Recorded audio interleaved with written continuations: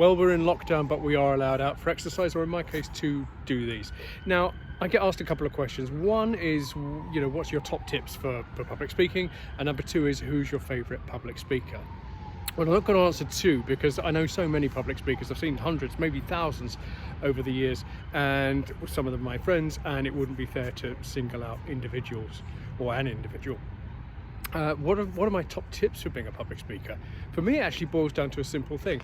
I once went online to find out, other people's good tips, and there's one which was, here are my 100 tips for being a great public speaker. I thought, Christ, when I go on stage, I'm lucky if I can remember my name and what I'm there for. So 100 tips? No.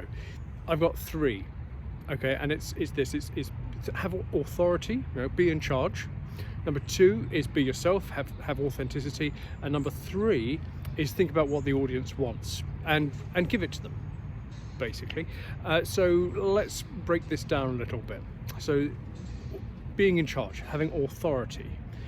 This is why would anybody want to see somebody that didn't have authority? You are in charge of the space. You're in the spotlight. They've come to see you. You've been singled out. And I think that so much of why we get nervous about public speaking kind of hinges on that idea of having authority and whether we're comfortable with authority. The second thing is authenticity, being yourself. Again, nobody's coming to see you pretend to be somebody else. Audiences are amazing. They can absolutely smell when you're being bogus and when you're not telling the truth. And for me, telling the truth is really fundamental on stage.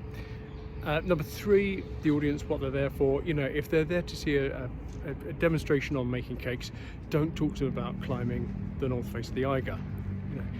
They're there for a reason. They have invited you in, they've given you this authority, and you kind of have to treat it with respect. So those are my 3 things.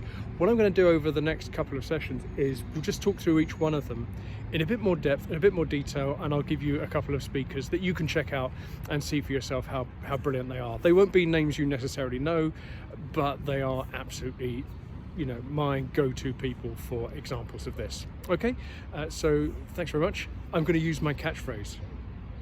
Here it comes. Have a great time till next time. I might lose the wing.